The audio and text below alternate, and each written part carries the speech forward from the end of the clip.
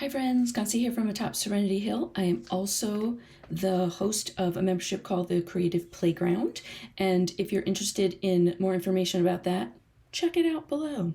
I'll talk more about that as we go. But today we're going to play with jelly plates. I wanted to make a bunch of zines using the jelly plate and junk, recycled, thrifted stuff that you might find or might find at a garage sale or, in your own throwaway stash. So I'll show you that stuff in a sec, but I have my two jelly plates. I have an 8x10 and then this is a 5x6. I like having two because as one is working and I need to let it dry, I can play with the other one. Not necessary. You could have one, you just play. I have a patience level that comes into play, and also if I'm working on a video, I like to be able to, work on two at the same time. Not necessary. A brayer, you will need a brayer if you're going to be playing with a jelly plate. And then I'm going to be using heavy body acrylic paints today. You can use regular old craft paints. I do that most of the time, but these have been sitting around a while, so I'm going to play with them today. I have some cardstock because I want to make zines from what I jelly print. I have some roll-off paper. If have done jelly printing before, all of this is not new to you. But this paper is roll-off paper from another project I did, but it's too dark for me to use in projects. So because I'm going to use some bright colors, I'm going to go over it. And then I have, like you can see here, some delightful paper to use.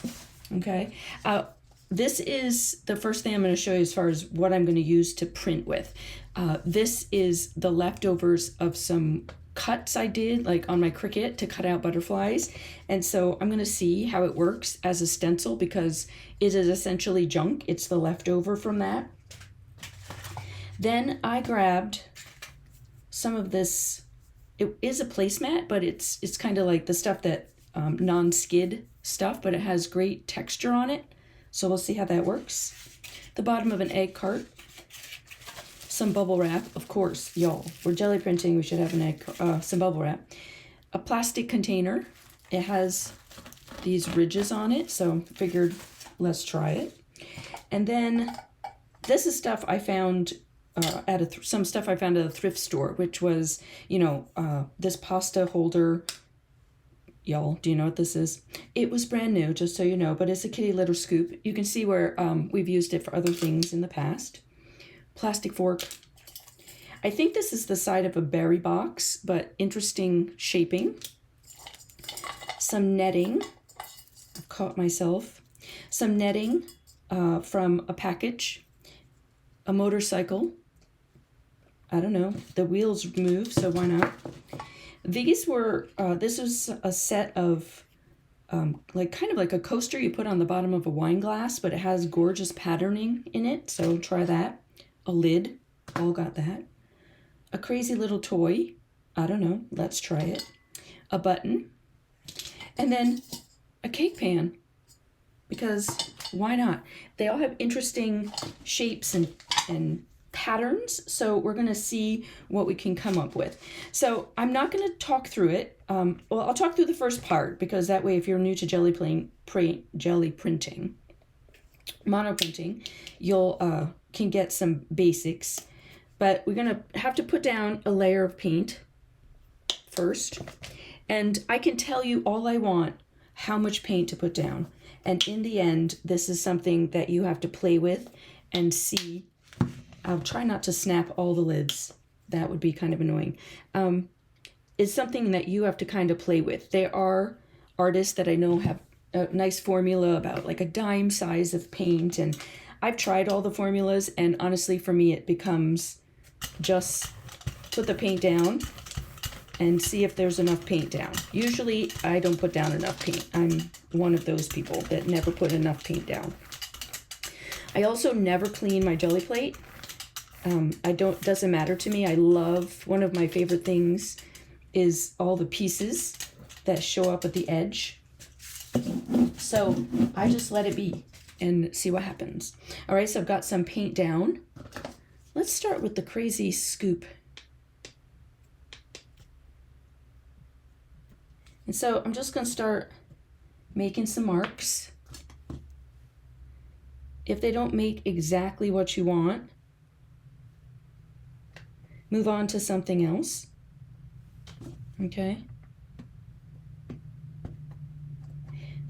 This is all, to me, jelly printing is absolutely play and experimentation and trying, because I am not one to try and get the same thing every time, or to play with a jelly plate and make it, ooh, excuse me, bang, make it do something specific. That's not my style of jelly printing. I like the, I don't know, let's see what happens feeling of the whole jelly printing, okay?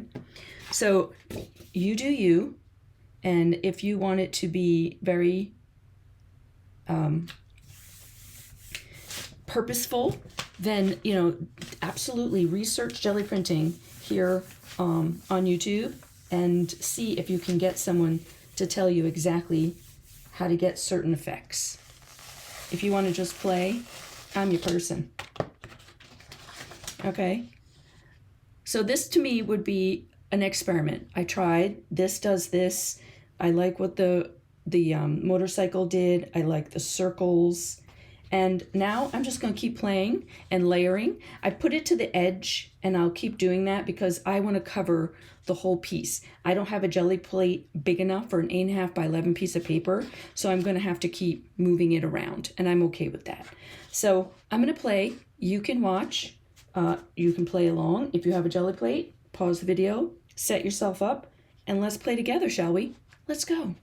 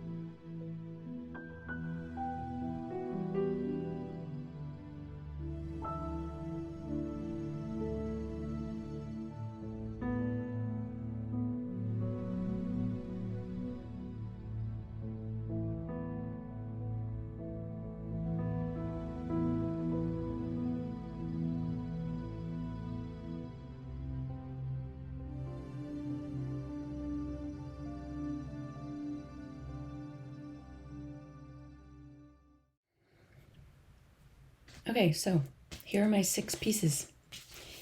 I just kept layering, as you could see. And in the end, one of them, it was this one, felt too dark. So what I ended up doing was splattering white acrylic paint across the whole thing. And since the white acrylic paint was out, I did it to all of them because I thought that it gave a nice brightening effect to them. The purpose of these is not that this is the finished, I'm going to frame this. That's not the point of what I do with jelly printing. This would be either like the cover of a journal or a page in a journal. I can cover the back with something else, but then I have a white piece to play with and do what I want in a journal. Sometimes you can have paper. Design, sometimes you have white in your journal. But my intended purpose was to make zines with this. So I knew that in the end, and I'm going to fold one and I'm going to fold all of them and show you what I mean. But in the end, you would only be seeing like that much of it at a time. So the goal was to just cover it and make it look interesting and fun. I love it. Because I had an 8x10, a lot of times I just didn't catch the edges. So if you were noticing in the video, I was just going along and just adding paint to the edges. And I almost like gave them their own frames, and that was super fun. I was trying to not have to trim the page is what I was trying not to have to do. Like this one, I'll probably trim just a smidge because I didn't catch all the edges. But this one pretty much went to the edge, okay? And yes, they're very busy. Yes, they're super colorful. Yes, they have no like discernible, like this is this section, this is what I did this pattern. That was not the purpose of this. The purpose of this was to make colorful paper, period, end of story. Did I make colorful paper? Yes, I did. Give me a thumbs up if you think I just made colorful paper. Was my intention a success? Yes, it was. So my favorite thing, as you could see, was there was that netting or that plastic piece had big holes in it, and I loved the way that came out, and I kept using it over and over again. I loved the way the butterflies came out. So after a while, I started finding what I was loving with the tools that I had picked. Just because I picked them didn't mean that they were going to work. I was trying to test them out and experiment with them. So this is one I will definitely trim just a tiny bit because I didn't see that I didn't catch that piece of white paper. And because I'm going to make it into a zine, that will become weirdly obvious because this one has got so much paint on it already. And then once I added the white to this, honestly, this is one of my favorite ones. Like all the depths of color that came up with it is really, really fun to look at. All right, so I'm going to fold one. I'm going to assume that there is at least one person who's going to find this video and go, I have no idea what a zine is, and how do you make one? So I'm going to fold one, and then if you know how to make a zine, go forward, and then we'll meet at the end, and I'll show all of them as zines. But we're going to make a zine. What we're going to do, obviously the back is a mess. It's messy. It's not a mess. It's kind of messy. And that doesn't matter because you don't see it in the end, okay? So when we fold a zine, we fold it long ways. We call it hot dog, okay? So if you're teaching children, it helps for them visually. Adults too, of course. So we fold it the long way, crease it. I have found that folding it both ways helps immensely in the end. Okay, so fold it back and forth. So then I fold it hamburger. So that's short to short. And I have a bone folder in my hand because this is cardstock. So one, it's hard to crease with your finger, get a really nice solid crease. So it helps immensely to have a bone folder. The edge of your scissors will work just delightfully. Okay, so I folded them back and forth. And then I'm going to fold my hamburger into the center. and do it both ways. The reason I do it both ways is that everything starts accordioning up on itself. You'll see in a minute. And if you have the folds going in both directions, it helps it fold itself better. Also, this is cardstock that then I added a ton of paint to, so it is thicker than it was at the beginning. All right, and then I'm going to go back and just fold, just going to crease them here and there. All right, so now I do go back to hot dog, and this center section right here, so you can see you should have 1, 2, 3, 4 sections. I just want to crease down really well because I'm going to cut it. So I'm open here, this is the fold, and I'm cutting from the fold on that crease line to the first cross bar, okay?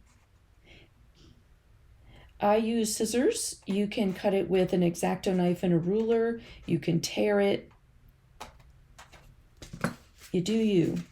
If worse comes to worse and you have to trim it up after you fold it, trim it up after you fold it, okay? All right, so then when we open it back up, you have this little plus. All right, this is how I fold mine. You'll find different people fold them slightly different, and some people just start folding, but because I've made so many, I've kind of created a method for myself. So I'm holding one section in my left hand, and then I start folding them. You see where I did here? Over, over, holding them as even as possible. And then the very last one is our wrap one, and that requires that you re-crease it, okay? And you can see up top, it's not perfect. If you need to trim a little, if you need to trim a little bit, you can. It's not perfect here.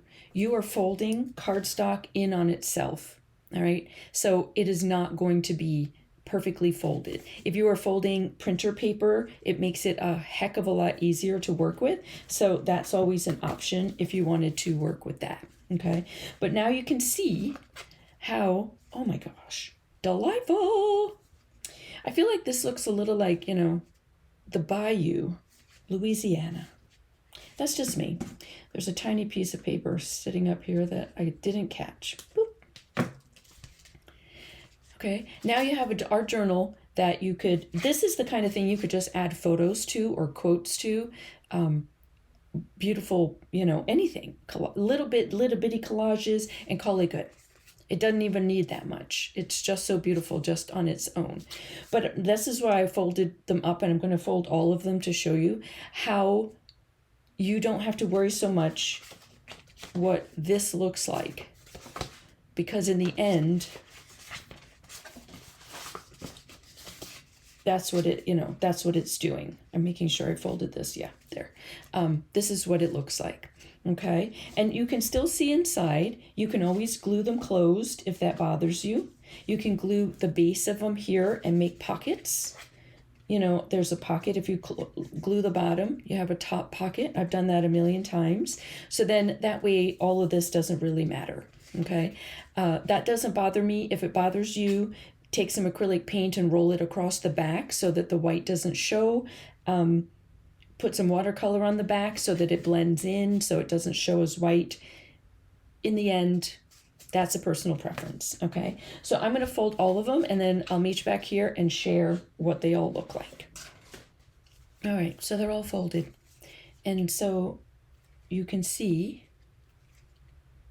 oh, that one's beautiful. I haven't even looked in them. This is me looking through them. Woohoo, I love that. How they all look. And again, each page is a surprise because it's a folded piece of play. Folded piece of play, y'all. That you just never know what's going to show up after you do it. And that's part of the being curious and just seeing what happens. Because if you're just playing with paper, and your jelly plate and some paint, and this delightfulness shows up. Now you have, you know, some zines that you can play in. You could swap them with some friends. You could hang on to these, and these could be the next set of greeting cards that you send people. You know, a greeting card doesn't just have to be one that you buy from Hallmark. If you start putting some paper or beautiful sentiments and sayings or poems or bits of, you know, music lyrics or scripture or whatever, you know, is appropriate for what you like to do, then these become, you know, little greeting cards that you could send people. Oh, I love them. I love them so much. All right, so I have other zine videos here on YouTube, which I will link below, okay? So that you can go and see other ways if zines are new to you, or if you're just in love with zines and want some other things you can do. I will link a bunch of them below. I'll see about if I can even make a playlist of zines, because I seem to be on a zine thing lately. So I hope you enjoyed it. I hope you played with your jelly plate and have some fun with it. Just be curious. It's one of the things that I teach a lot in my membership, which I mentioned at the very beginning. It's called the Creative Playground. It is what I consider very encouraging. It is delightful community that where I help creatives and we help each other embrace play, curiosity. What would happen if I put this color down in my jelly plate? And imperfection. Y'all, these are pretty imperfect. Okay. And what would happen if you embrace those things in your art practice? Okay. So if you would like to join a community of other creatives that are diving into their play, curiosity, and imperfection, the link is below. I would love to have you. So if you're new here, please subscribe. This is the normal thing at the end. Give it a thumbs up. Please leave a comment. They're always helpful. I would love to know if you tried it. Do you love zines? Do you play with a jelly plate? Is jelly plating new to you? All those things. If you have a question, let me know. All right. And we will see you in another video. Thanks, friends.